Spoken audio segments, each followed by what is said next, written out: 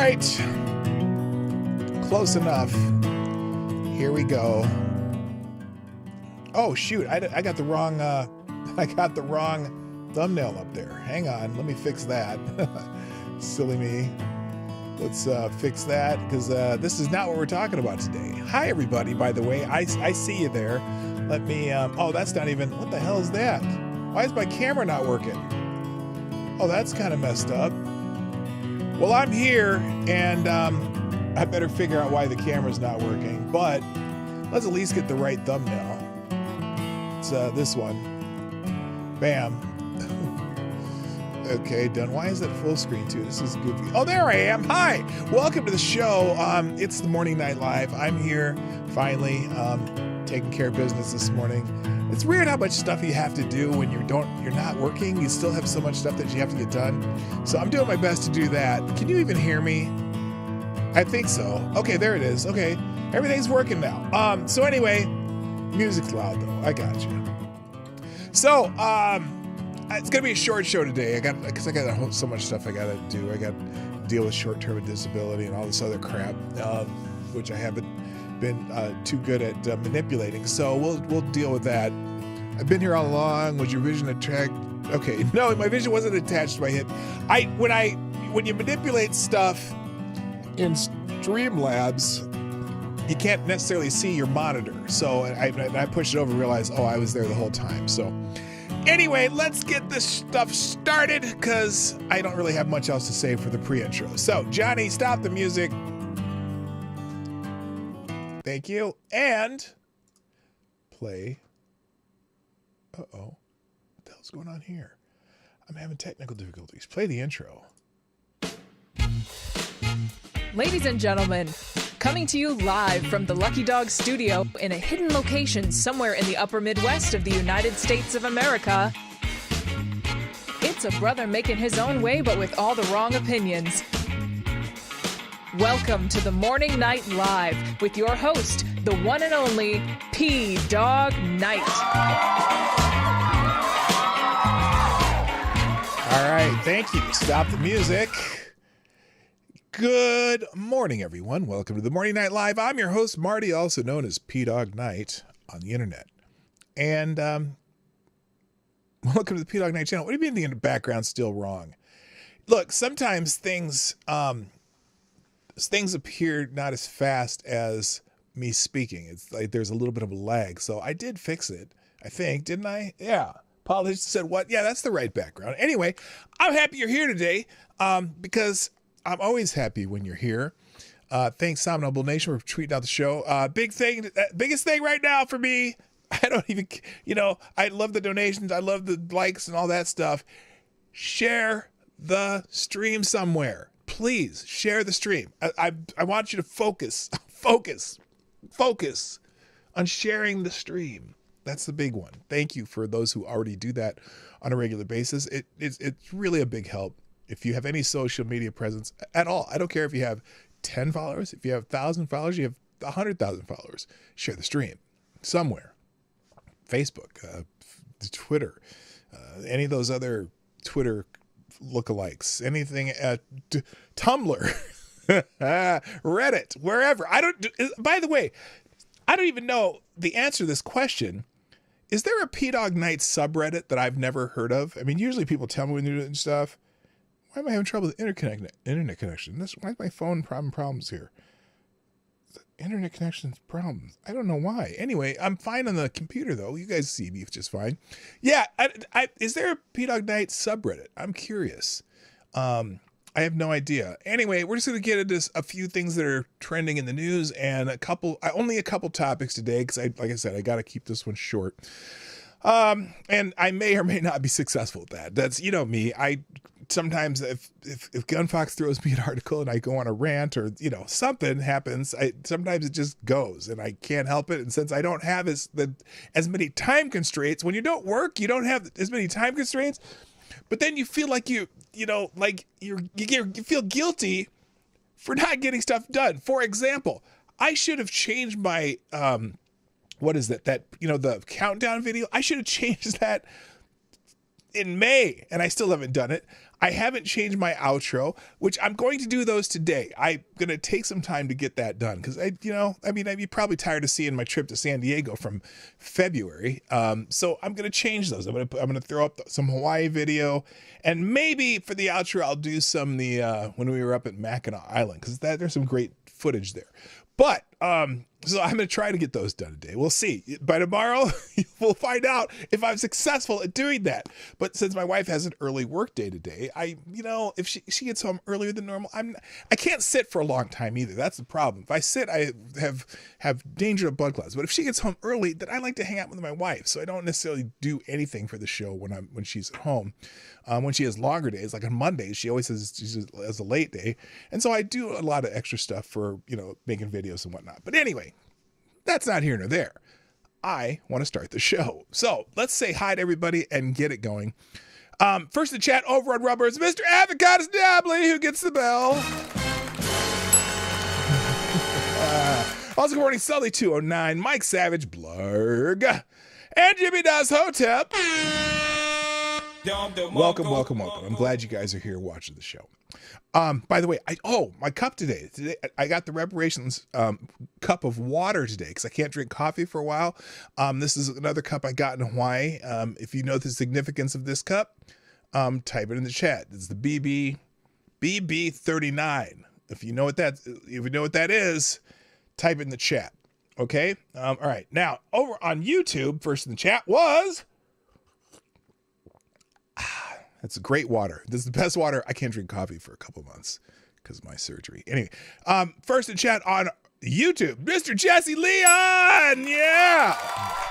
Well done, sir. And also, good morning to Avocados Dabley. JB's in the house. Also, you guys could talk to earlier. Oxby2, what's up? Nice to see you. Oh, by the way, yes, he was getting an ad. Do me a favor. If you receive an ad, like a YouTube ad, on YouTube, they'll play an ad at the beginning or whatever. If you get an ad on YouTube during my countdown video, I would greatly appreciate it if you just let the ad run. You can mute it, open another tab, do something else while the ad's running. But I really, you can pop, if you want to stay in the chat, you can pop open. I think, the chat still stays there. But I appreciate you let those run. For whatever it's worth.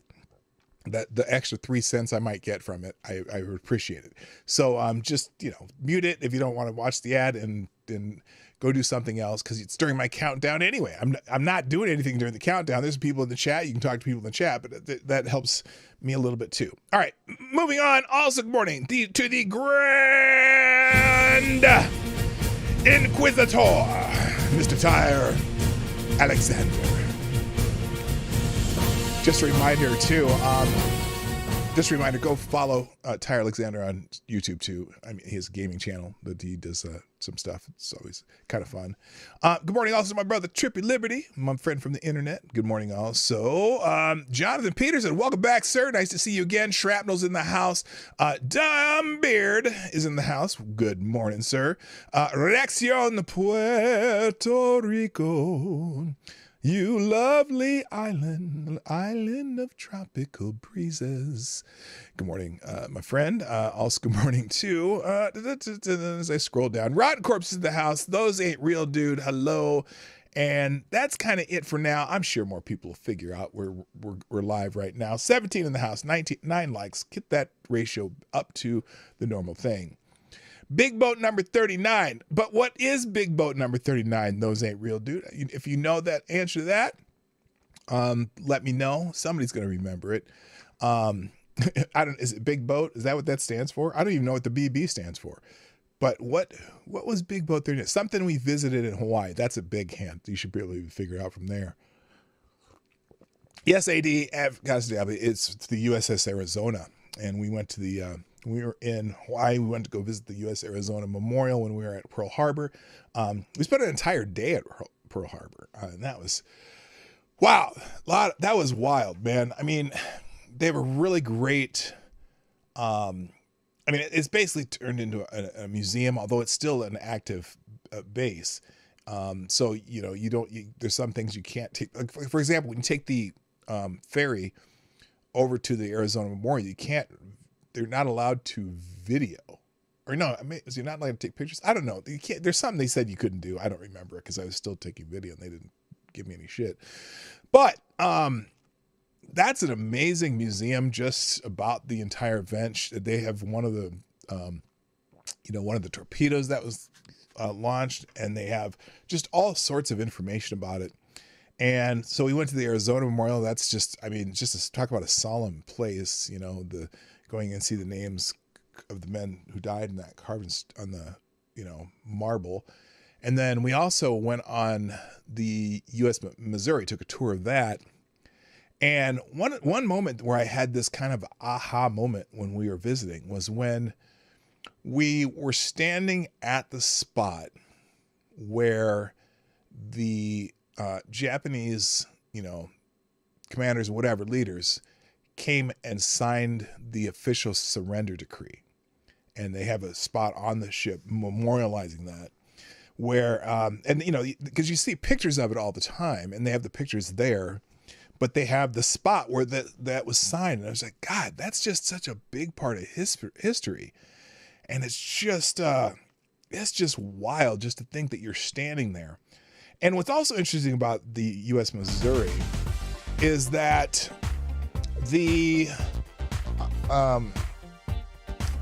I didn't know. I mean, you see movies, Pearl Harbor, and now just watch stuff, whatever, but you don't necessarily get the full history of it. And when you go on a guided tour, you get a little more history. I didn't realize that one of the kamikaze planes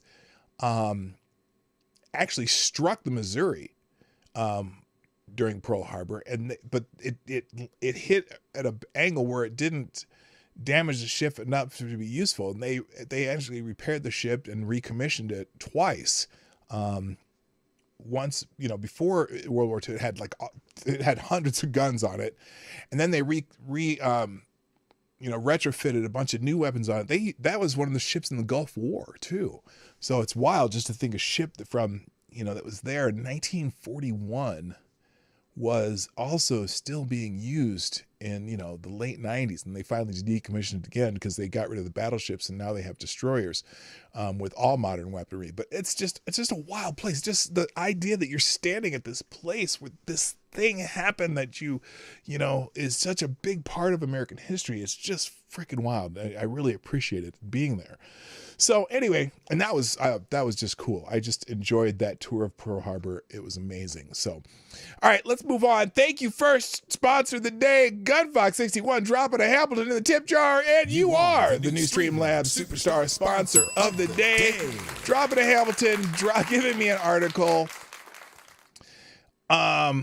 Okay, here we go. Let's just start with that because it's obviously one of the things trending on Twitter. It's not really one of the things that I had on my list to talk about, but Time Magazine, apparently, thank you, Gunfox, for this article. Good morning, Selected Boy. Yeah, boy. Hello, sir. Let's see. Is there a full article here? I always hate why I can't scroll on news. What's this called? News Break. But it's actually a Time Magazine article on Newsbreak. Let me see if I can go to the original article. Let's see. Is this the same article? Okay, I'll go for both these articles because Time obviously is the establishment propaganda machine, just like most of the mainstream media. And they put out this article about this impeachment inquiry of Mr. President Sponge Brain Shit Pants. Okay.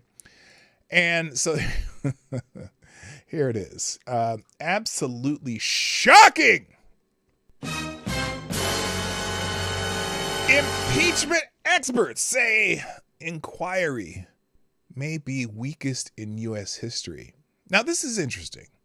It's an inquiry. It's the fact-finding mission. And since they've already done in this committee a bunch of this fact-finding mission, I don't know if it's the weakest in history, but here's how the media is playing it. And this is someone named Minnie Racker, which means...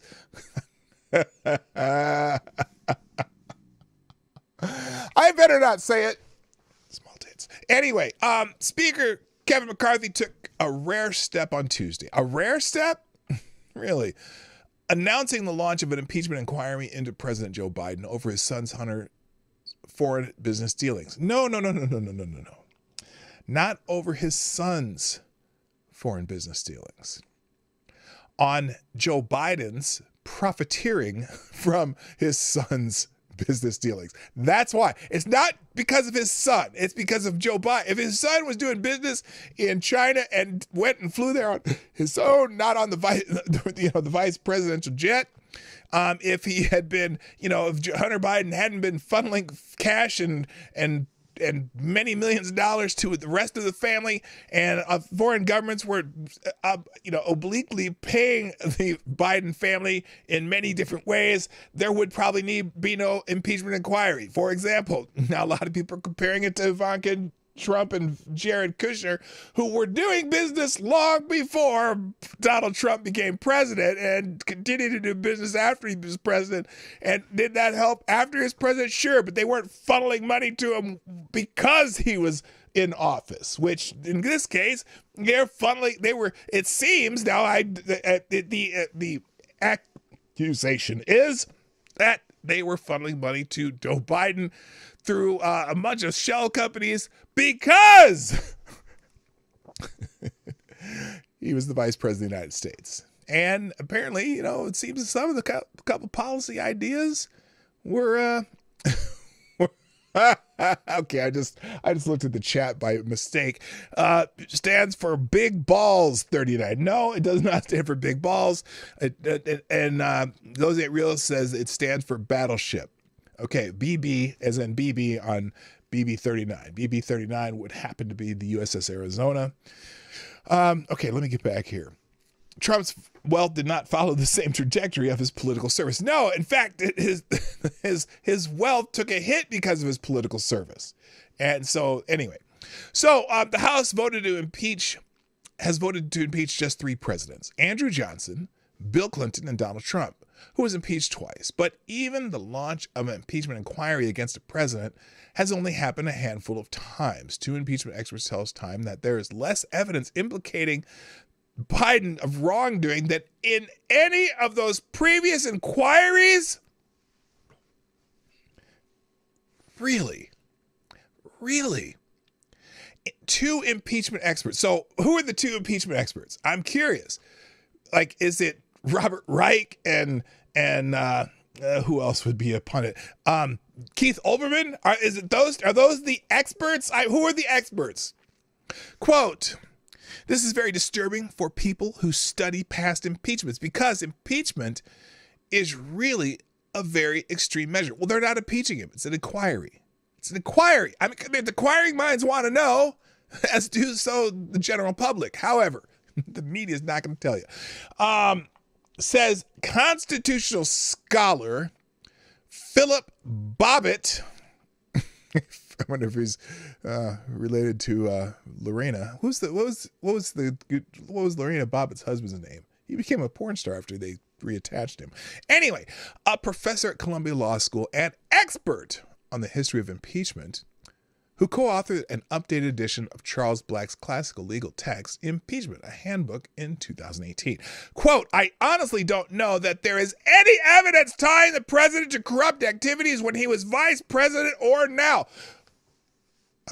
I must say, Mr. Bobbitt, have you watched the news at all? Or wait, I get it. You've only watched MSNBC. So that's where you get your news from. That's why you don't know. Then also, Frank Bowman, professor emeritus. So they're not even a current professor, a professor emeritus at the University of Missouri School of Law and author of the book High Crimes and Misdemeanors, A History of Impeachment for the Age of Trump, said that McCarthy's decision did not appear to be based on the evidence House Republicans have gathered so far. Well, I guess we'll find out. It's an inquiry. It's not voting to impeach. Anyway, Biden's Republican pursuers have gotten exactly 0-zip bupkis on any matter that might be impeachable. Well, he may, and I'll see where this article goes. He may have a point there. Okay. He may have a point because did these crimes or alleged crimes happen while he was in office for president? Could it be that the funnel just completely shut off once Joe Biden was running for president? And so would the impeachment have to be enforced on his vice presidency? Kind of like they tried to impeach Trump after he was president? I don't know. And if you are impeached, here's another legal question, and maybe I don't know if any of you know the answer, because if you are, let's say you're impeached. Let's say that there was an actual impeachment where a president was removed from office. Could that person run for president again? Well, there's nothing in the Constitution that says they can't. Okay, it'd be a tough battle if he actually got impeached or removed from office, and then, because you got an uphill battle politically. But so wouldn't this impeachment inquiry be towards the time he was vice president? But if the money flow stopped and he doesn't have any obvious policy decisions that are influenced by the money flow in the current presidency, well, conceivably, it doesn't matter. It would be, you shouldn't impeach him. However, there certainly are some interesting developments during the Biden administration that would make you think that there was some influence on him regarding certain policies towards certain countries that maybe been involved in certain business dealings from his certain son, who may have certainly funneled money into Joe Biden's bank accounts, and if not directly into his bank accounts, paying for his rent and mortgages and trips and shit. Everything that Biden does is, funded by a certain man with the initials HB, who was related to Biden through spermicidal activities. Okay? So, let's see. What else? Quote, the Constitution gives Congress the right to impeach and remove from office a president, vice president, or federal civil officer for committing treason, bribery, or other high crimes and misdemeanors. That's a quote unquote.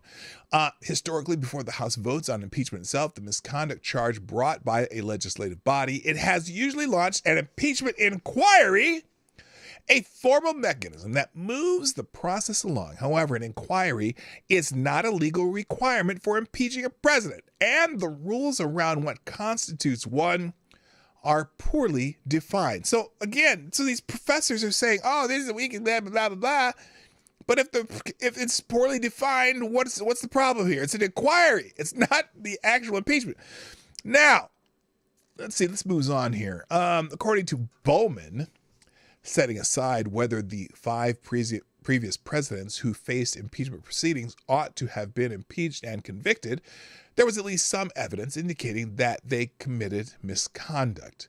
The impeachment inquiry against President Richard Nixon, who resigned before the House could formally impeach him, was preceded by a special prosecutor investigation examining his ties to the Watergate burglary, which he had none. He just knew about him and didn't say some shit. He had no ties to it. They didn't say that he was orchestrated or anything. Let's see. Let's see, prosecutor examining his ties to the Watergate burglary, as well as a Senate special committee inquiry into the break-in that stretched more than a year, and reporting by journalists suggesting that responsibility for the incident and attempts to cover it up stretched into the administration. Yes, the cover-up. It wasn't the crime, it was the cover-up that hurt Richard Nixon. 2 decades later, nearly a month before the House launched an impeachment inquiry into President Bill Clinton, independent counsel Ken Starr released a report outlining 11 possible grounds for impeachment, including lying under oath and obstructing justice. In every single case, there was significant evidence of presidential wrongdoing before a formal inquiry has begun, Bowman says. The House and the House leadership took the responsibility of formally opening such an inquiry extremely seriously. Oh, you don't think they're taking it seriously now? Is that what your implication is here? Let's see. Nancy Pelosi in the first impeachment, resisted calls for an impeachment of Trump for 2 years. Well, so is Kevin McCarthy. McCarthy's inquiry, Bowman suggests, lacks that discipline. No, he's been resisting this for a while. There have been Republicans calling for this for more than a year. I'm saying what they are doing here is absolutely shocking, says Bowman, who added that House Republicans have no interest at all in preserving the basic integrity of the process or indeed their own power as legislators in legitimate opposition and tension with the executive branch. Oh, you mean the Trump impeachment inquiries were serious? Come on. Come on. Come on! Come on, man. House Republicans have spent all year investigating Hunter Biden in hopes of proving that Joe Biden profited off his son's business dealings, particularly while Joe Biden was vice president. There has been no conclusive evidence indicating Joe Biden did anything wrong. Really? Okay. Guess we'll find out during this inquiry. You know, all the shell companies and the bank accounts and the funneled money to accounts and places where people can't trace the money, and Joe Biden's rent being paid by his son. I don't know. I don't know. I just don't know. I just don't know. It's not at 80. It's not shocking at all. Everyone pointed out if Dems started using impeachment in a haphazard fashion, it would just come out back to haunt them. Yes, it's this come back to bite you in the ass theory, right? Kind of like with the Georgia appointments when Harry Reid made a new criteria for appointing judges where you can't filibuster that. Well, that came to bite them in the ass because now we have a Supreme Court with a conservative majority. Well, this is the impeachment inquiry come back and bite you in the ass theory, right? Same thing. Good morning, Cannibalistic Wizard. Welcome to the show. Excuse me. Choking on my reparations water here. Okay, let's see. The Speaker's decision to open an inquiry without a vote has precedent. Nancy Pelosi did the same thing ahead of Trump's first impeachment, holding a full House vote to formally endorse the inquiry only weeks later. Trump's second impeachment following the January 26, 2021 attack at the Capitol was not preceded by an inquiry at all. Congress has also voted to impeach federal judges without first opening inquiries. Back in 2019, when Democrats controlled the House, McCarthy and his Republican allies slammed them for opening an impeachment inquiry against Trump without a vote, suggesting that doing so made the process illegitimate. Well, but they also set their own precedent in not holding a vote, so ding dong, the witch is dead. Okay, she's not dead. In fact, she's going to run for Congress again at 84. But whatever, you know, and if she's still competent and her voters want her to be back there, more power to her. There's some rumblings, though, that her voters ain't happy with her anymore. So it's going to be interesting if she has to be primaried in California. So the fact that for a period of time between September 24th and October 31st of that year, the impeachment inquiry for Trump was going on without a full House vote became an excuse for Republicans, first in the House and then in the Senate, to strike vote against impeachment for Trump, Bowman says. Or maybe they just said your impeachment vote is bullshit, and then, no, we're not going to impeach him. We're not going to remove him from office from what you said he did. There are no clear standards for launching an impeachment inquiry, nor have been specific signifiers differentiating it from other kinds of investigations. Ultimately, the decision to initiate one is usually left up to the House leadership. So, is there anything else significant in this article that I can see? No, they just go through a little more. So anyway, so two professors say it's the weakest in history. Oh, you couldn't see that article the whole time, could you? Oh, well. Oh, yeah, you could. Never mind. So anyway, well, good. Now, I wonder if anyone in the media is going to say, yeah, you know, they probably should have done this a long time ago. I guess we'll find out. But, you know, the established media certainly couldn't stand this decision. All right. And it's funny, too, because if you look at the article that they linked in that article, and I'll pop it up here, They're saying that facing pressure from the hard right, McCarthy orders Biden impeachment inquiry. There's a whole article on this. I'm sure is it the same writer? Let's see, by Eric Cortisona. That's not it. The other one, what's the article written by? It's written by someone named, oh yeah, Minnie Bracker. A cup. Okay. All right, let's get into some of the stuff that I want to talk about today. Oh, wait, trending topics. There's some things trending in the news. I'm going to be brief on all these because these are just all, Twitter stuff. But interesting things trending on Twitter right now. One of them is Sean Penn is trending. He's trending number 1. And I was trying to figure out why Sean Penn is trending number 1. Let me, I'm going to do this so I'll copy these and open these in new tabs just so that you can look it up yourself. But Sean Penn is trending for some reason. And I can't quite figure out which one of the reasons is. Apparently, usually it's when he talks. Oh, I know why. He, apparently he's popped out a documentary about Ukraine, and I'm very, very excited about it. Here, Sean Penn brings a Zelensky documentary to D.C. Here's the article from The Hill.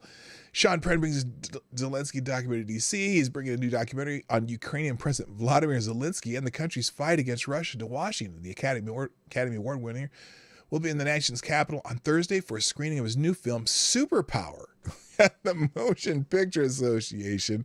In the trailer for the documentary, which is poised to premiere on September 18th on Paramount Plus, Penn said, "The film we set out to make was not meant to encounter an existential threat to democracy, just a spirited story of a comedy superstar turned president." Oh, good gosh. Well, yeah, Zelensky was a comedian before he became president of Ukraine, but comedy superstar. Well, he kind of was over there, and he did kind of irreverent humor. And it's interesting, but I can't figure out why else. I mean, there's other reasons Sean Penn is trending. The always eloquent. No, I'm not going to even do it. Also, apparently he said something on Will Smith's famous Oscar slap. Why the fuck did you just spit on yourself and everybody else with this stupid fucking thing? Why did I go to fucking jail for what you just did? Oh, yeah. See, Sean Penn gets in trouble for this stuff, but Will Smith didn't. Anyway, so if you care about Sean Penn, which I really don't. Also trending on Twitter right now is aliens. Now, have you been paying attention to what's going on in Mexico?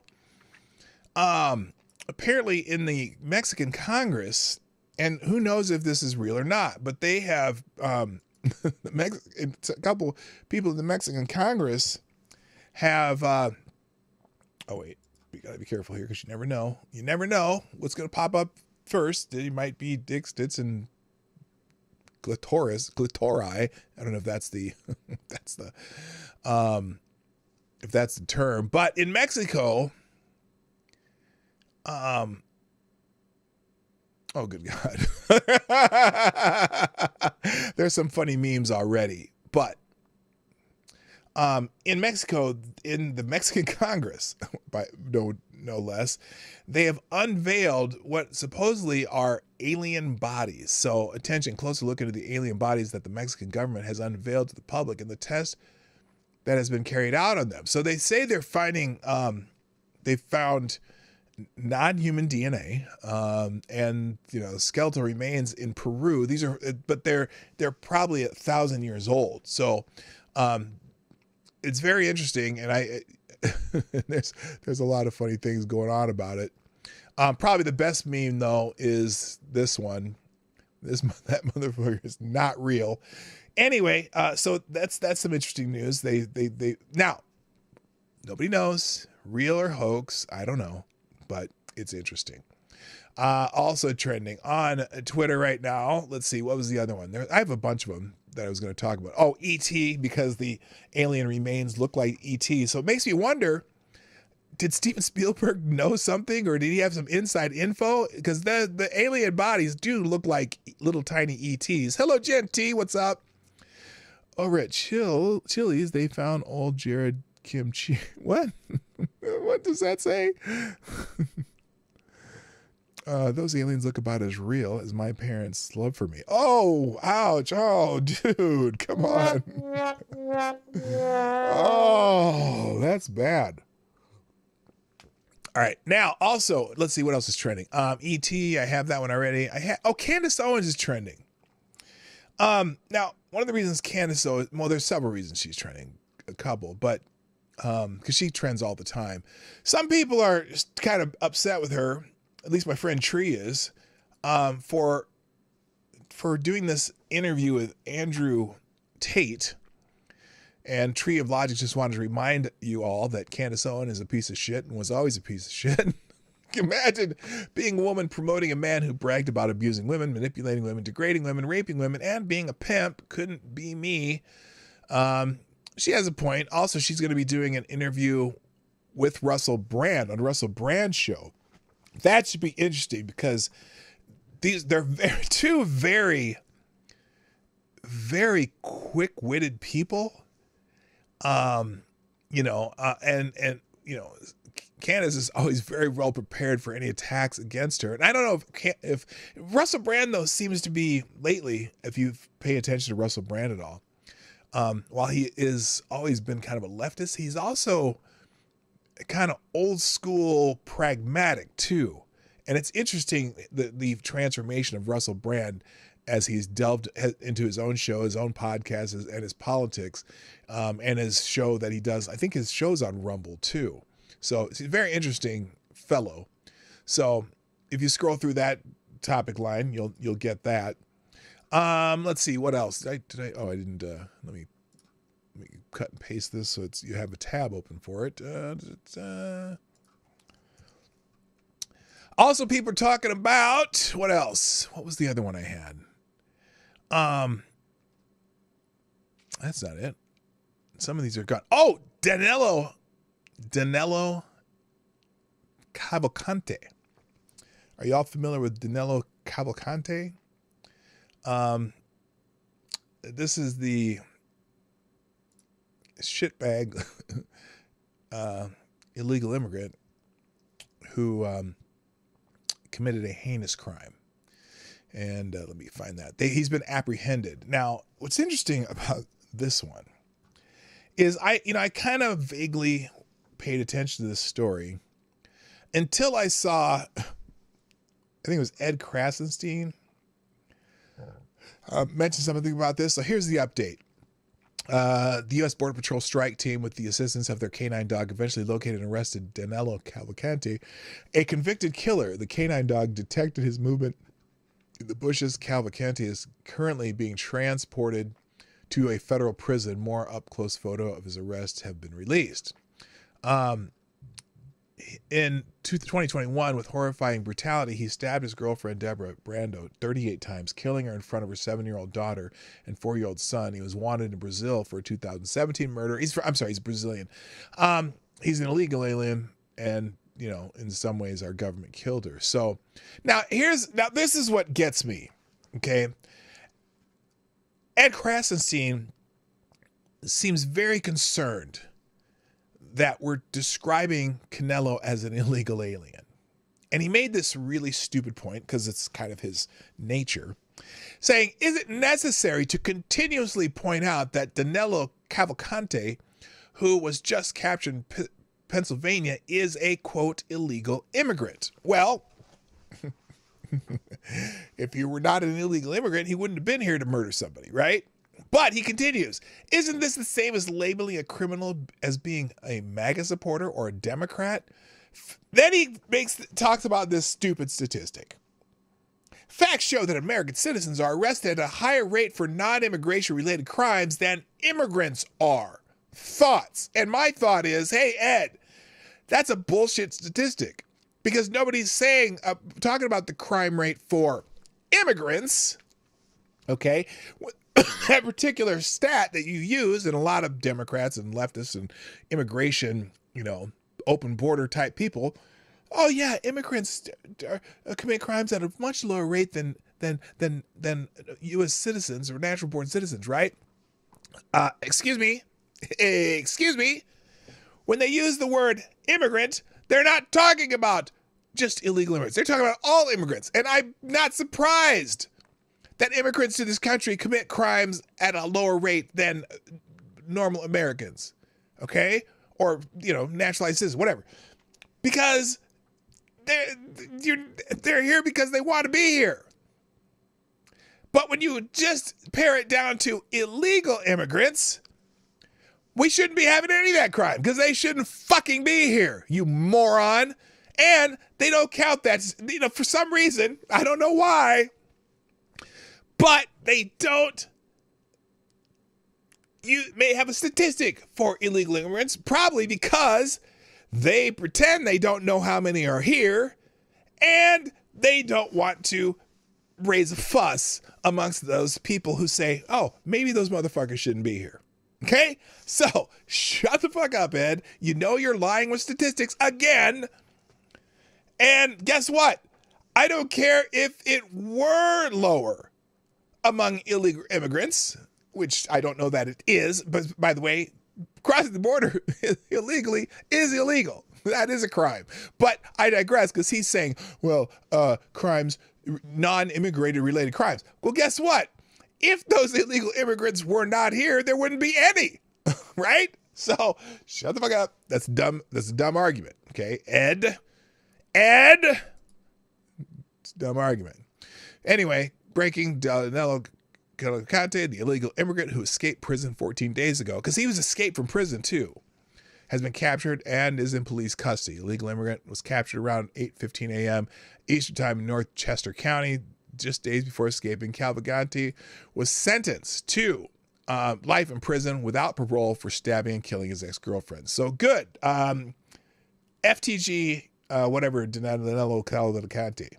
Fuck that guy. All right. Let's see. Okay. And then the last one, what was the last one I wanted to talk about before we get into the topic today? Not Nintendo. Maybe it's not trending anymore. Sometimes the trending topics. The Breeders are going to be on some tour. Oh, Paul Krugman. Wait, where's the tweet of the tweet? By the way, if you haven't done so, share the stream. I'm serious. Share the stream. That's my number one thing right now. Share the stream. Let's see. Ivanka Trump. Real income too. Did you hear real income is real income? Like the amount of money people make versus inflation. Real income's down again and still down under President Joe Biden. Just want to let you know. I'm not even going to open a tab for that. Ivanka Trump is trending because everyone, I'll put a tab out that, but people are complaining about Ivanka Trump because now that they're doing this impeachment inquiry into Joe Biden, all the Democrats are saying, oh, well, maybe you should inquire about the Ivanka Trump and Jared Kushner. Well, when they're done with this one, maybe they can. Who cares? I don't care if they do. I doubt if you're going to find the same kind of corruption that you found with what's his name? Joe Biden. And finally, Paul Krugman, probably the absolute worst economist in the entire world, who's won a Nobel Prize on economics. And why Paul Krugman has won a Nobel Prize in economics, I have no idea. But he's such a suck ass for Democrats and such a homer for Democrats that he made this little appearance on CNN. This is CNN with Christina Amanpour. And listen to this just sack of crap describe the current economy. Here we go. Okay, it's not just, the economic data have been surreally good. Surreally good. Optimists are just Wait a minute. Whoa. Surreally good. Like, what? Get off my screen, you little buggy thingy there. Get off my screen. Get off my screen. There we go. So really good. So really good. Oh my God. Tell that to people who are having trouble living right now. Real income's down. That's probably the most important one as far as I'm concerned. You might claim it's good, but it's not. The inflation has come down. The inflation has come down. Oh my God. From what has the inflation come down from? I might stop this every couple seconds. Inflation has come down from what to what and compared to what? Okay.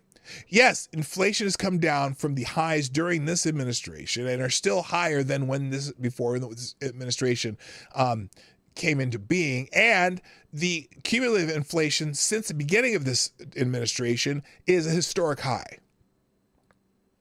But it's come down. You can't just do one inflation from year to year if the year you're comparing to is the year that your own guy was still in office and the 2 years and the same year before that. Okay?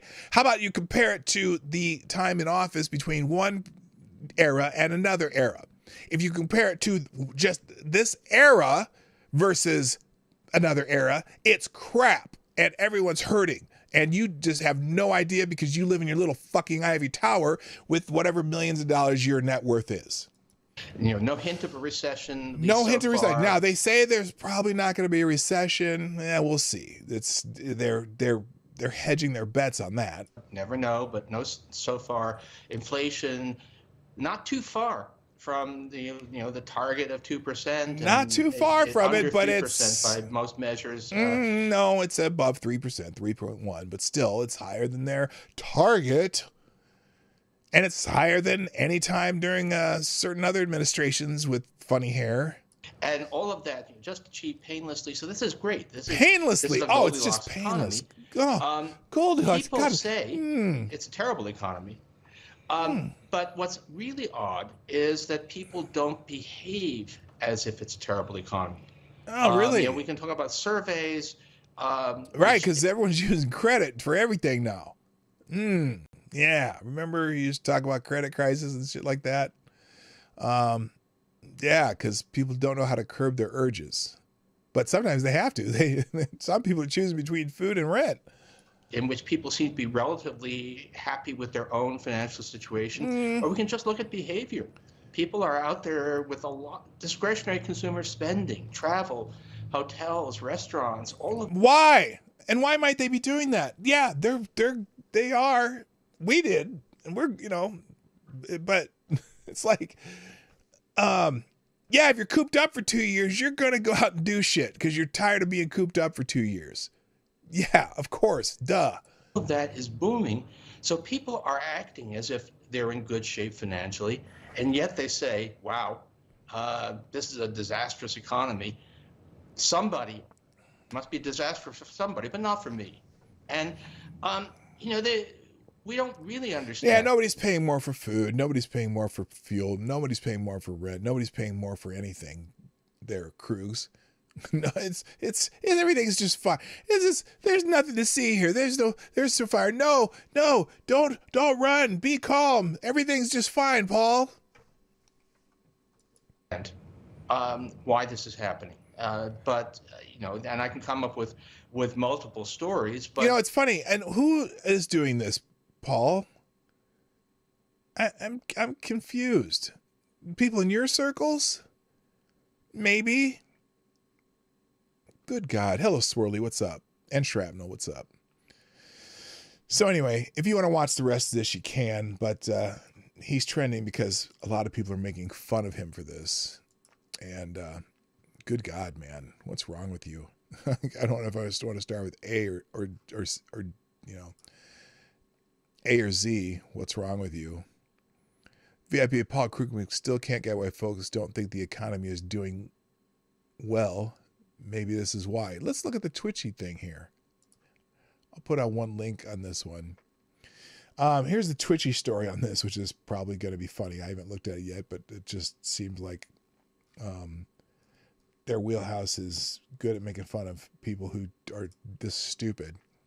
So Paul Krugman still can't get why folks thinks the economy is doing well. Well, maybe this is why. Anybody who shops for groceries, pays utility bills, puts gas in their cars, knows the economy isn't doing well at all. But of course, the Biden White House and the press office gaslighters who run his social media accounts are hoping everybody's stupid. So this is President Biden. We're living through one of the greatest job creation periods in history. Lie. Folks, this just didn't happen. Together, we made it happen. Well, yeah. Or this one. We're living... Oh, that's the same one. Oh, maybe that's the whole story. Where's the rest of the story? Okay, they haven't finished it. Oh, you have to... This is a VIP story. I don't know if I can even... I don't even know if I can make that one work. Hang on. This is silliness.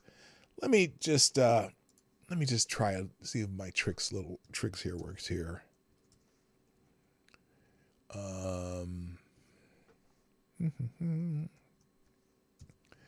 That's why I didn't get the rest of the story. Ah, good, that works. So here it is.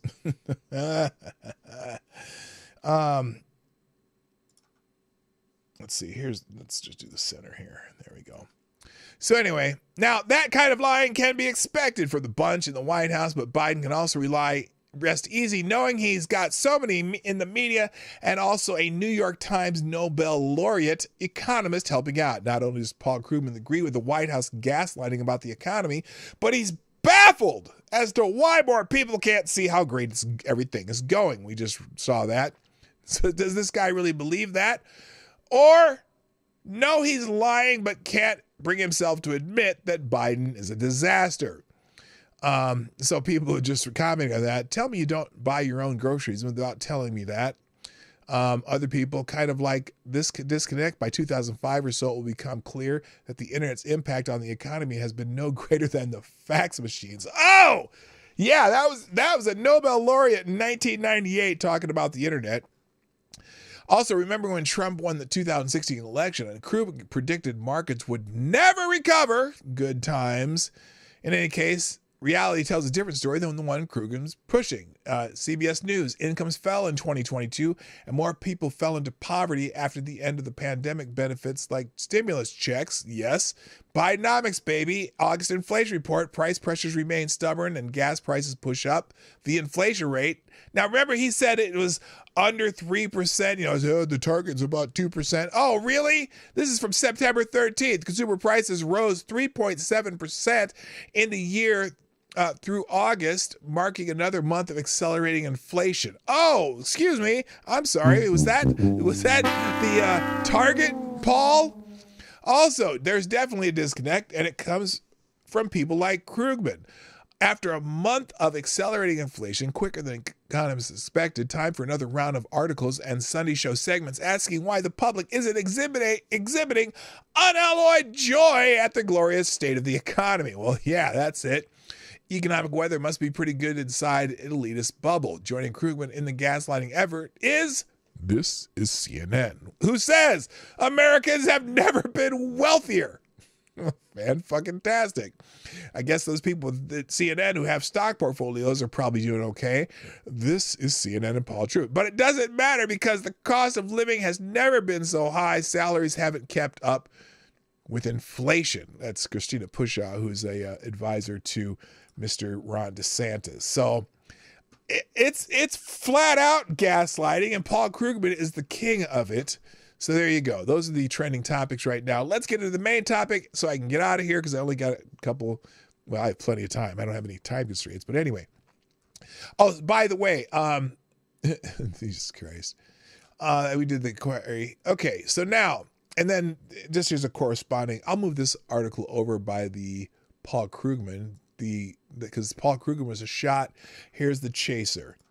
Bidenomics broke America. Real household income suffers biggest drop in 12 years. The official tally is in, and it is brutal. Americans suffered the biggest drop in household incomes in 2022 in a dozen years. Real median household income was $74,580 in 2022, a drop of 2.3% from the prior year, the Census Bureau said. Now, that's median income. This is the biggest drop in household income since 2010, that when household income fell 2.6%. That's interesting. Wasn't it the same administration, basically, in 2010? Why, yes, it was.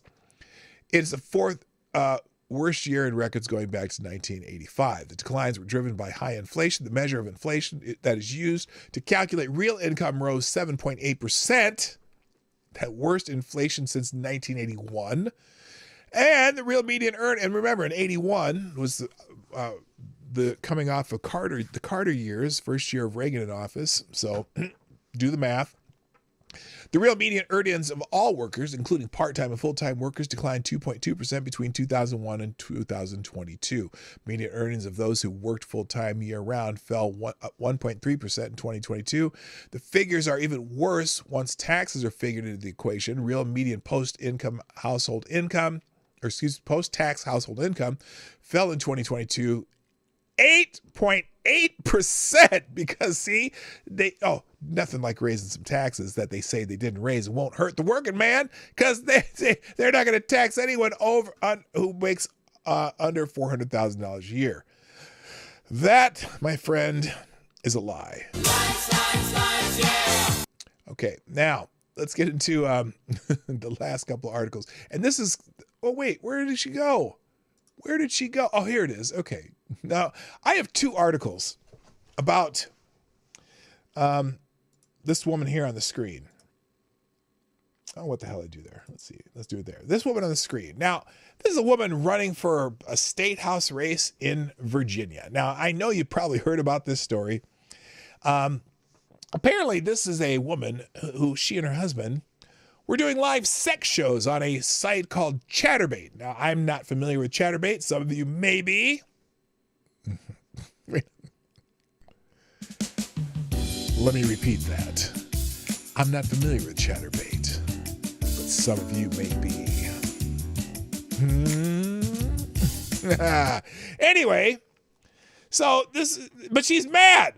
She's pissed off right now. She thinks they're dirty tricks. And notice how, I'm going to show you how two different outlets present this, okay? I'm going to show you how two different outlets present this. Unfortunately, I don't know if I can show you the other one or not, even though they have blotted out pictures. Well, this is a news report. I'm reporting, okay? There are worse things on YouTube, so I might be able to get away with this. We'll see. I'm going to fight them tooth and nail if I don't.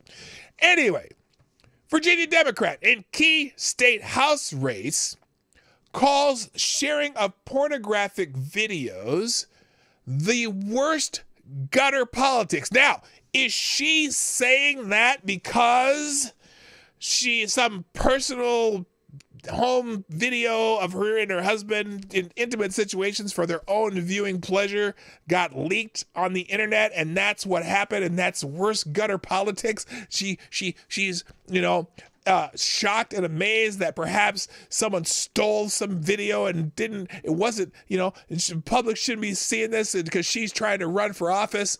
Oh, to the contraire, mon frere. The Democratic candidate in a competitive Virginia House district denounced reports that she and her husband had performed sexual acts on a pornographic live streaming website, describing the sharing of those videos as the worst gutter politics. Now, there's a whole big problem with just the first sentence of this article. Got it? So she denounced reports that she and her husband had performed sexual acts on a pornographic live streaming website. What do you mean she denounced it? I personally denounced my perfectly well-seen public behavior that I did before. Is that what? She denounced the reports that she and her husband had performed sexual acts on a pornographic website. So what is she denounced? If you denounce something, you didn't do it. Or at least, I don't know. That didn't make sense. And then describing the sharing of those videos as the worst gutter politics. Bitch, you shared those videos. You shared them yourself. What are you talking about? The existence of sexually explicit videos first reported by the Washington Post. Now, wait a minute. The Washington fucking Post, Democrat Central, was first reported this. against a Democrat. I'm stunned. Good on the Washington Post did this? Are you kidding? Are you kidding? Your life makes me sad. This first reported by the Washington Post on Monday has injected, no pun intended, a highly sensitive issue into one of the most competitive races in this fall's battle for control of the Virginia General Assembly. Susanna Gibson, a nurse practitioner, faces Republican David Owen, a retired home builder in the 57th District, a suburban Richmond seat that is key to Democrats' hopes of upending the 50-46 GOP majority in the November elections. It's one of 7 competitive state house districts, according to the nonpartisan Virginia Public Access Project. When I ever hear say the word nonpartisan in front of something, I always have to my radar goes up. I always call bullshit. Anyway, Democrats, meanwhile, are defending a 22-18 slate Senate majority. The outcome of this year's legislative races could determine whether Republican Governor Glenn Youngkin can enact conservative policies, including a 15-week abortion ban, amid speculation about his potential late entry into the 2024 GOP presidential race. Gibson, a 40-year-old mother of 2 children. 2 children. So you're hawking sex tapes or sex video of yourself on the internet, and you have 2 children? I wonder if any of your children have ever watched this. I wonder how 2 young children. Oh, gee, that's great. When they get in their 13, 14 and discover internet porn, and they go back and go, Mom, what the fuck? What are you doing here? Anyway, so the mother of 2 young children, her husband, a lawyer, she's a lawyer, reportedly streamed sex acts. What do you mean reportedly? That's not. Did the writer of this article not do any research? What do you mean reportedly? She absolutely did. There's video evidence. Reportedly streams sex acts in exchange for tips, like I do, but I don't do the sex acts. I just talk to you on the internet, and sometimes you help me out once in a while. Reportedly streams sex acts in exchange for tips. I got to be careful. On a live streaming pornographic website, those videos were recorded and archived on another site. I wonder what that other site is. I'm not going to look it up. I just have no interest. The Post reported it had been alerted to the video's existence by a Republican operative. Oh, Republicans pounced. CNN. Wait a minute. What day is this article from? This is from update 8:43 p.m. Eastern Standard Time yesterday. They have not verified that these videos exist? No wonder this writing's watched like this, whatever, like this. Holy shit. I didn't finish the sentence. I'm laughing at the sentence. Let's see. Where is it? Reported CNN has not independently verified the content of the videos. Motherfucker. You know you've been examining that video for the last couple days. For 3 to 10 minutes at a time. You know what you were doing, motherfucker. Stop lying. You know you watch them videos. Okay, anyway. All right, so, capturing, and then now, this is amazing. The videos were first live streamed on a website that is not password protected, and on which the Post reported the couple had more than 5,700 followers. Gibson attorney Daniel P. Watkins said that sharing the videos violated the state's revenge porn law. What? You stream them live on a non-password protected website. Everyone could have seen them anyway. This is not revenge porn, you dumbass. Capturing and disseminating this content without permission is unlawful recording. Whoa, hold up. Who recorded it? And it plainly violates Virginia's revenge porn statute. We are working closely with law enforcement to bring accountability to the wrongdoers. Really? They could have just gave you a link. That's not disseminating. It's out there on the internet. Anybody could find it. Anybody could just happen upon it at any given time. Your kids could do it today. I don't care how young they're. They could be clicking on your phone and accidentally hit the internet, and their kids would be watching it on the phone going, what the fuck? You'd be traumatized. Okay, let me just say something. I don't know a person on the planet who wants to see their pictures, their video of their parents having sex. I just don't. There might be some weirdo out there somewhere, Oedipus complex or some shit, but there's no chance that anybody wants to see that. Okay? Now, let's see. This is an illegal invasion of my privacy designed to humiliate me and my family. You humiliated yourself, you moron, for a couple dollars. And now it's coming back. It's coming back to bite you in the ass. But who knows? You might like that. My God. This is an illegal invasion of my privacy. You have relinquished your privacy on this matter, woman. You have relinquished your privacy on this matter. You gotta be fucking kidding me. This is an illegal invasion of my privacy, and to humiliate me and my family, you humiliated yourself.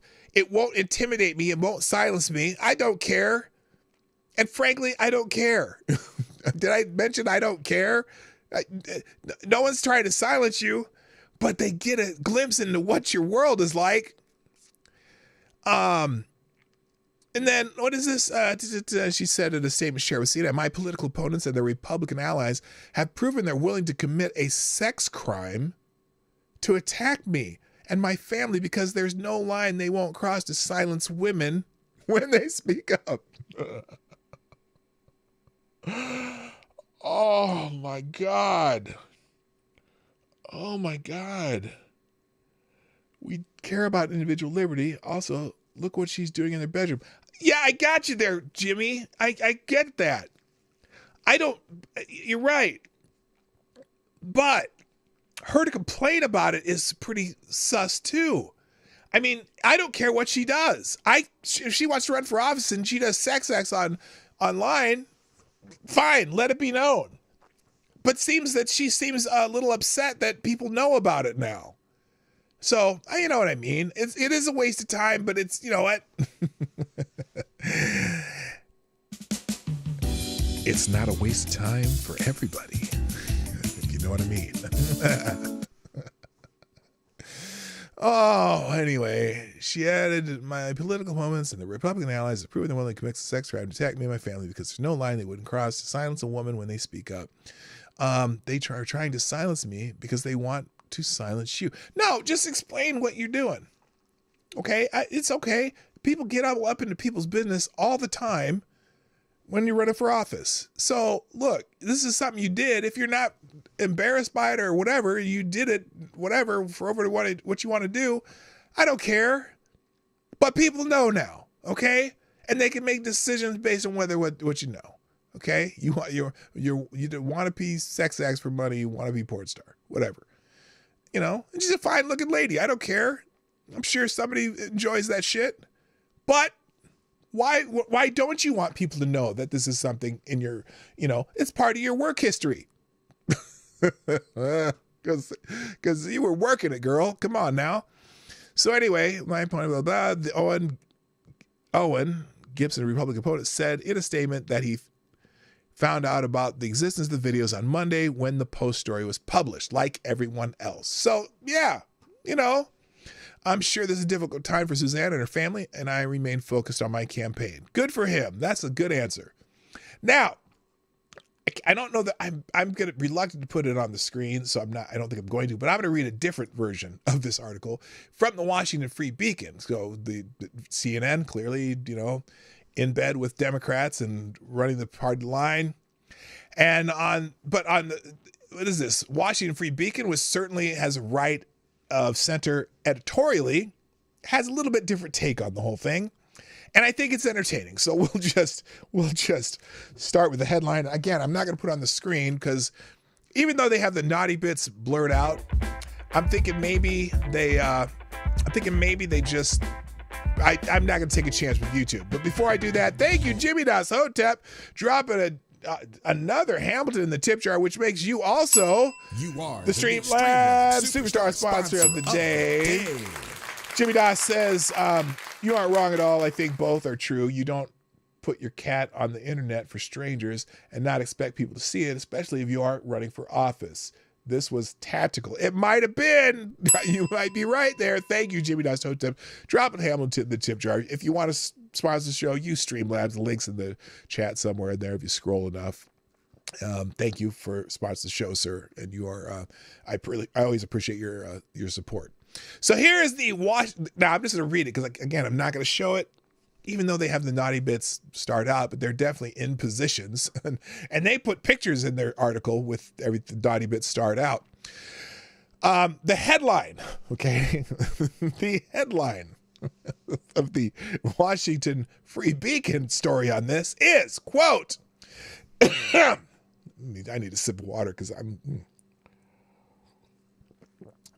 Cocksure Virginia Democrat slams media for reporting her public pornographic performances. Now, key word in that sentence.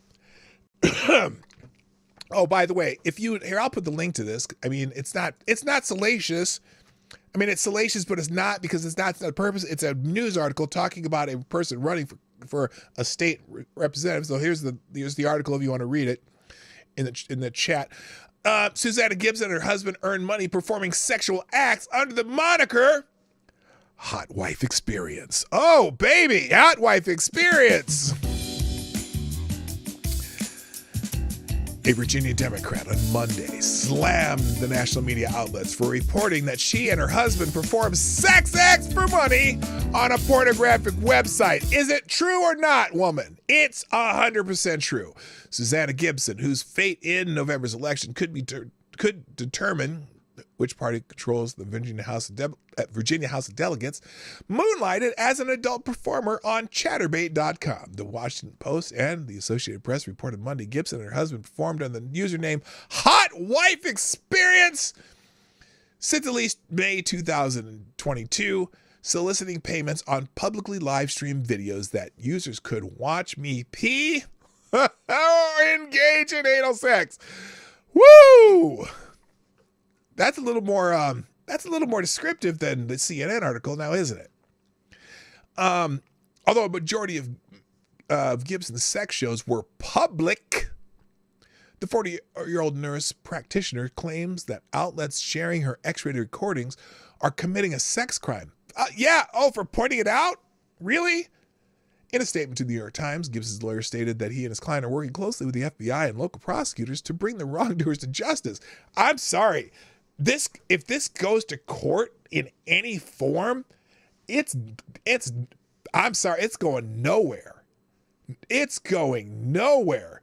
And the fact she was doing it for money and some of it was public, not firewalled or whatever. What did they do wrong? They pointed out what you did? Are you embarrassed by what you did now? Is that the problem? Why is my timer going off here? I don't get it. Although she did.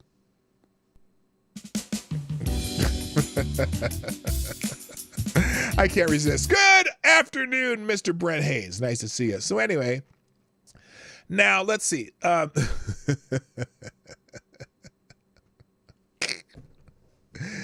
going to skip a couple paragraphs here. In fact, I think I can show it now. Well, do I take a chance? No, because they keep going. Well, they keep showing. All right. Well, this is perfectly well. This is much better. No, I'm not going to do it because YouTube's kind of freaky like that. Although a majority of Gibson's sex acts, okay, I already said that. The provenance of the opposition research document that contains screenshots of Gibson's performances as well as links to recordings on third-party websites is unknown. Nobody knows where it came from. Oh, nobody knows where my doggy styles came from. The Washington Free Beacon received the document from an individual with no connection to Virginia politics or any official affiliate of the Republican Party. Gibson continued performing on Chaturbate, a portmanteau of chat and masturbate. Just a combination, I guess that means. According to the website, through at least September last year, 1 month after she announced her campaign for the Virginia House of Delegates. Wait a minute, she was still doing it after she announced her campaign? So this is not like something from her distant past. Even after she announced her campaign, she continued to do this for at least a month.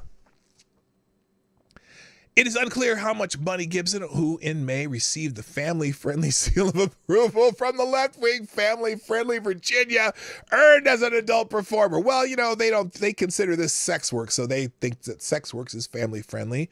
That's hilarious.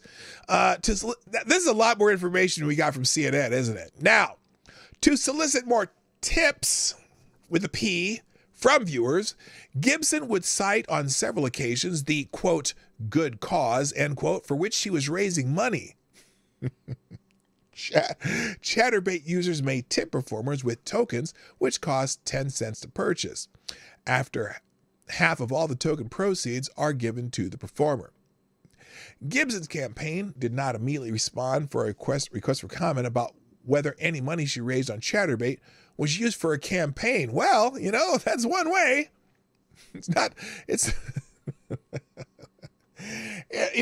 Wouldn't be the first candidate who raised money by fucking people. Anyway, Chaturbate users may tip performers to see them perform specific acts. During one session on September 4th, 2022, Gibson said she would let her husband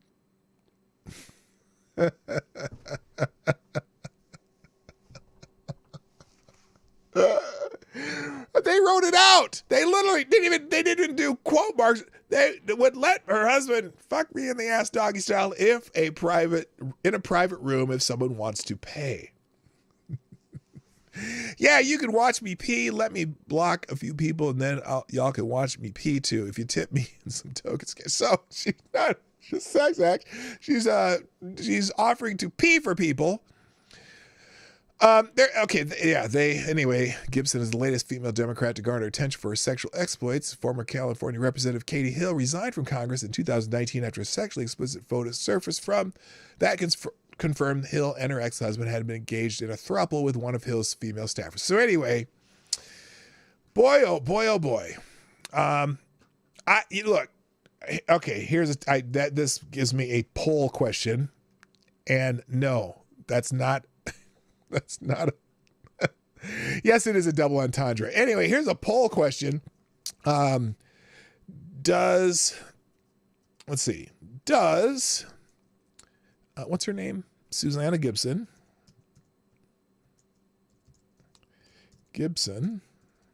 have a case for revenge porn?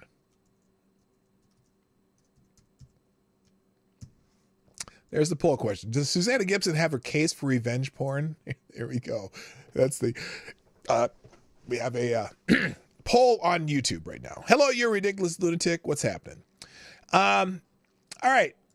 Now let's finish up. There's, yesterday we talked a little bit about Enrique Tarrio's sentencing for the January 6th and just the ridiculousness of some of the sentences on January 6th. So I got a couple more to highlight here. This one is particularly maddening because, again, this is a person who did not engage in any violence. This is a person who did basically walked in where people let him walk in. But because it may well be he's not a supporter of Joe Biden, he got the book thrown at him and is going to prison. Today's blacklisted American innocent man sentenced to 1 year in prison for appearing as George Washington in the Capitol on January 6th. They're coming for you next. When Isaac Yoder put on his homemade costume of George Washington and went to the demonstration on January 6, 2021, he was doing what he had been doing for years, making his statement about the roots of American liberty and free speech at many different protests. His goal wasn't to solely protest the election of Joe Biden. He was there as much to remind everyone where our freedoms come from, to honor the memory and legacy of our founding fathers. The Biden Department of Justice, however, didn't like this innocent expression of free speech. It arrested Yoder and has gotten him sentenced to a 1 year federal prison term for, quote, parading, demonstrating, or picketing in a Capitol building. Actions that the First Amendment to the Constitution expressly permit, and in fact outlaws our federal government from prohibiting. A Missouri man walked to the U.S. Capitol on January 6, 2021, dressed as George Washington. He caused no damage, engaged in no violence, and was even recorded peacefully speaking with a police officer before leaving. For daring to dress as America's preeminent founding father and symbolically rebuking our corrupt ruling class, Isaac Yoder was surveilled for months, eventually arrested, fined, and sentenced to a year in prison. If this doesn't piss you off, you're not human. I don't care what side of the aisle you're on. When Yoder arrived, the worst protest had ended. The Capitol Police had already opened the doors and were letting people quietly walk through the building. But he was part of a protest against Joe Biden, the Washington ruling class, and its control of the federal government, and that could not be allowed, even though he was dressed as George Washington. When he was later approached by the FBI in 2021, he assumed they were just trying to obtain information and could not imagine they planned to arrest him. He thus mistakenly cooperated with them and was subsequently found guilty of 4 misdemeanors and sentenced to a year in prison. The Justice Department's main claim is that Yoder lied in his statement because it didn't match the testimony of an FBI officer who never saw Yoder.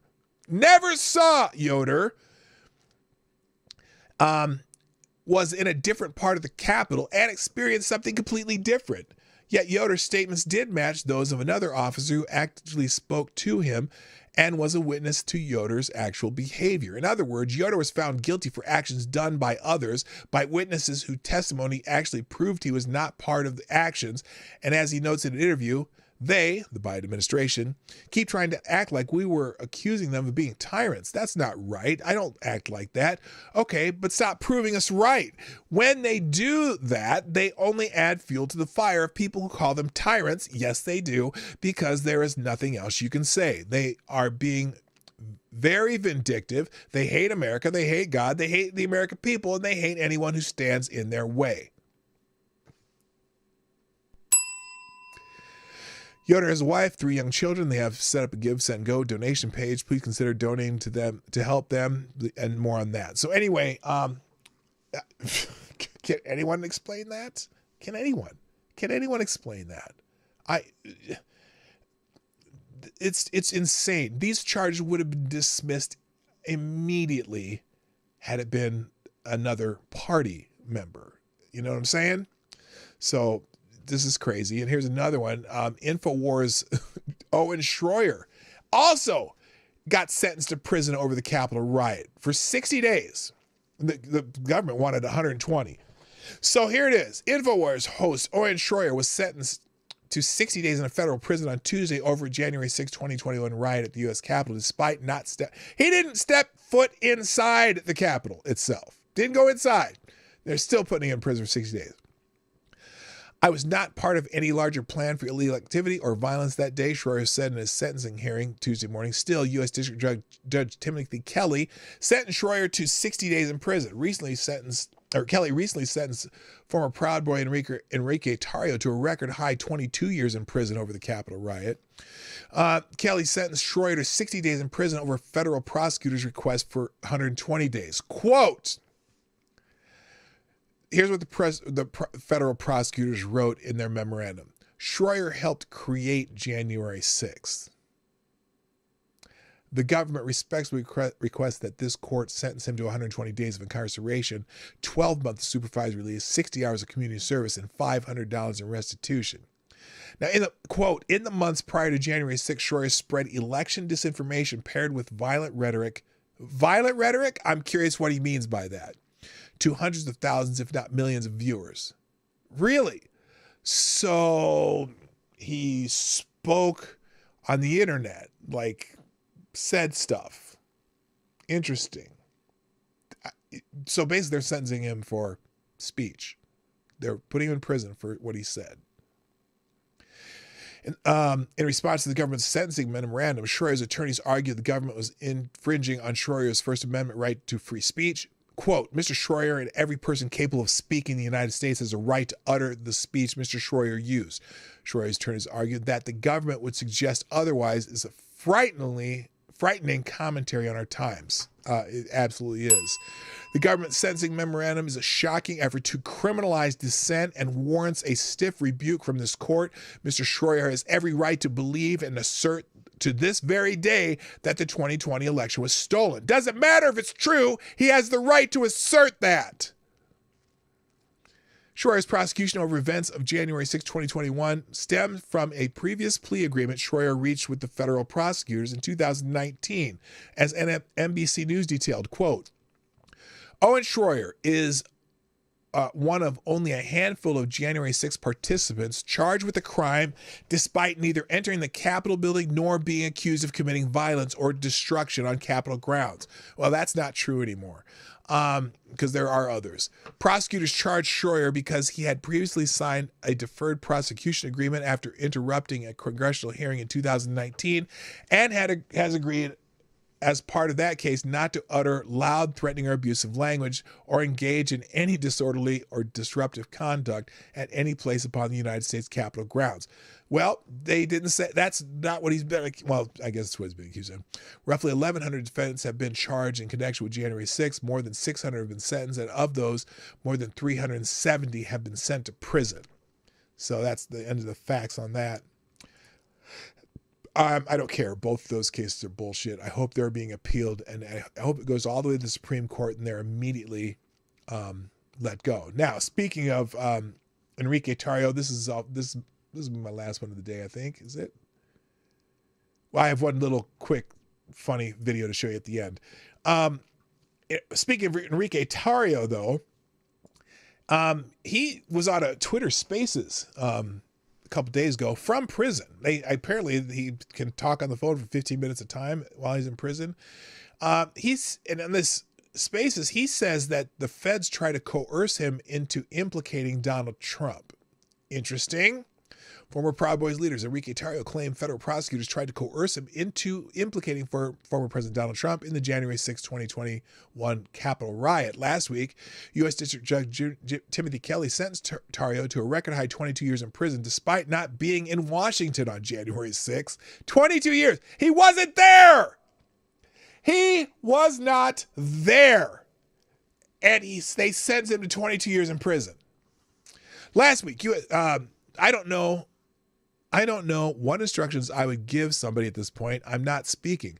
I have no function, so there was no communication, Tarrio said in a phone interview with the Washington Post. Oh, he told us to Washington Post. He also talked about this live on a Twitter Spaces once, too. Tarrio revealed that federal prosecutors tried to coerce him into implicating Trump during a phone interview from the D.C. jail. I was looking and seeking what the plea offer would look like, right? Tarrio told the Washington Post. They didn't want to give me a number. I need a number. To me, the most important thing is when I get home to my family. So the Post reported, instead, Tarrio said the prosecutors asked him what role then President Donald Trump played in getting the Proud Boys to attack the Capitol. The Proud Boys didn't attack the Capitol. That's the problem. One guy, I guess the one guy was a Proud Boy, but sure, Jonathan, what's his face? Was Jonathan Smith or whatever? What did he get 22 years for being actually breaking windows and trying to get people to go inside? Anyway, he said the prosecutors accompanied by FBI agents in the Miami jail where Tarrio was being held at the time showed him messages that he exchanged with a second person who in turn was connected to a third person who was connected to Trump.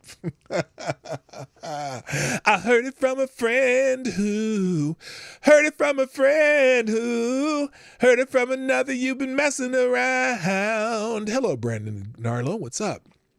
Tarrio said he told investigators he didn't know the third person. He refused to name the people who prosecutors said allegedly connected him to Trump. They weren't trying to get the truth. They were trying to coerce me into signing something that's not true. Tarrio said there was never an open-ended question after federal prosecutors tried to implicate Trump. And then the Post said, Tarrio said prosecutors in Miami last fall did not ask him about Roger Stone, a longtime Trump confidant who was an acquaintance of Tarrio's, or Ali Alexander, a promoter of the Stop the Steal rally. He said the federal visitors did not ask him questions about his knowledge of January 6th beyond the theorized connection to Trump. There was never an open-ended question after that, Tarrio said. Prosecutors did later offer Tarrio a deal, 9 to 11 years in prison if he pled guilty to seditious conspiracy, according to court records. During Tarrio's sentencing hearing, Judge Kelly called him, quote, the ultimate leader, the ultimate person who organized, who was motivating by revolutionary zeal. Wow, that's a little dramatic. To the men and women of law enforcement who answered the call that day, I'm sorry, Tarrio said. I have always tried to hold myself to a higher standard, and I failed. I failed miserably. I thought myself morally above others. This trial has humbled me. That's interesting. Because Tarrio offered apologies to law enforcement officials. I'm not a political zealot, Tarrio added. When I get back home, I want nothing to do with politics, activism, or rallies. Tarrio is one of 1,100 individuals who've been charged in connection with the Capitol riot and the 370 who've been sentenced. So, you know, that's what they do. You know who they want. They want Trump. They want to put Trump in jail, and they're really, really trying to work that angle. And all this shit going on in Washington, these trials, the people who are being charged have no chance. I think there's only been like one case where someone was acquitted that I know of. I'm not sure. I think there's only one. Anyway, let's finish it. Now, I just saw this, and apparently, you know how in California, shoplifting is kind of an industry right now, right? Shoplifting is kind of industry. But apparently, at the Arden Fair Mall in Sacramento, apparently some people are saying, we don't play that shit. And so they apprehended this shoplifting suspect, okay? Innocent until proven guilty, but the shoplifting suspect. And the shoplifting suspect tried to use a tactic to avoid, or at least draw attention, and here it is.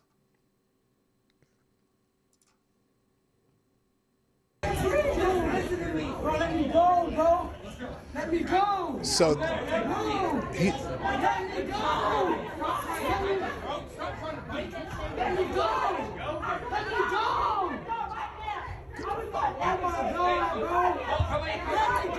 now here comes. He's screaming and yelling. I can't breathe. This man got me squeezed. I can't breathe. I can't breathe, huh? How can you yell if you can't breathe?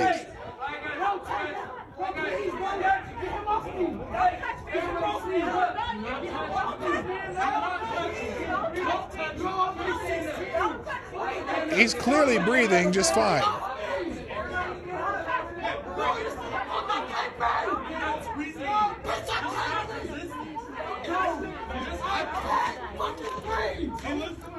As he takes a deep breath to say it again. If you can't breathe, you can't scream.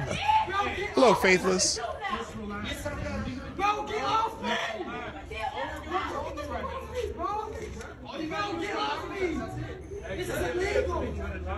Anyway, so the problem here, though, is this is California, and you can't you can't detain shoplifters in California anymore because they're not going to be prosecuted if what they took was less than $900. That's the law in California. So, you know, maybe they can get their merchandise back, but the I can't breathe tactic. I don't know. I don't know if these people have the right to do this or not, but they got to do something. There's a lot of places. The Nike store in Portland is closing. The flagship Nike store is closing. because they've been getting robbed too much. A lot of these stores in California, Walgreens is pulling out of San Francisco. They're closing down stores in San Francisco. Probably part of it is because a lot of the big employers are also taking people out of those offices. But no, I don't know if it's illegal. I have no idea. I don't know if they shoplifting. I think you can probably detain him until the police come. But once the police get there, what are they going to do? Give the shit back and let him go. I doubt if it's illegal, but I don't know. It's California. That's the thing. I don't know if it's legal because it's California. Texas, they could probably hold him down on the ground until the police get there. Okay, so I'm not sure. Anyway, so I don't know what y'all got planned for today. I hope you have some fun things planned. I'm gonna walk a little bit, and I'm gonna walk around, and then I'm gonna sit down, and I'm gonna walk around again. I'm gonna sit down because the hip's still healing. I am actually getting better though. The use of my cane is pretty much for just stairs now. I mean, I carry it with me all the time, just because I have some balance problems but the pain in my the actual pain in my hip does not exist. It's all in the big part of my thigh. So I'm doing pretty good, gang. I appreciate those who have been asking me, like on other forms of internet and stuff, and it doesn't really affect me for doing this. So I'm glad that I can do this. So, ladies and gentlemen, just want to thank you. What's my biggest thing right now, though? I want you to share the stream right now. As you leave, I'm going to put the links to all these things in the. I'll put them in the chat. I'll update the descriptions in both Rumble and YouTube. But please. Send this stream to somebody who might be interested. I know you know somebody. So thank you for joining me today on the Morning Night Live. Time for me to go. My name's P-Dog Knight, and I'm out of here. Bye-bye. Have a great day. See ya. Hey, this is P-Dog Knight, and thank you for watching today on the P-Dog Knight channel. If you have an observation or remark you'd like to make about this video or my channel, I absolutely welcome you to write it in the comment section down below. I really look forward to hearing from you. And before you go, if you like what you saw but you're not already subscribed, please make sure you hit the subscribe button and definitely click that bell that pops up afterwards so you'll be notified when I post new videos or when we go live. I broadcast my live show, The Morning Night Live, Monday through Friday at 10 o'clock Eastern, 9 o'clock Central. A special thank you to all the supporters of this channel who share our videos on social media and who make donations through Streamlabs, YouTube, Venmo, and Cash App, which are all linked in the description down below. Thanks again, and until next time, I'm P-Dog Knight, and I'm out of here.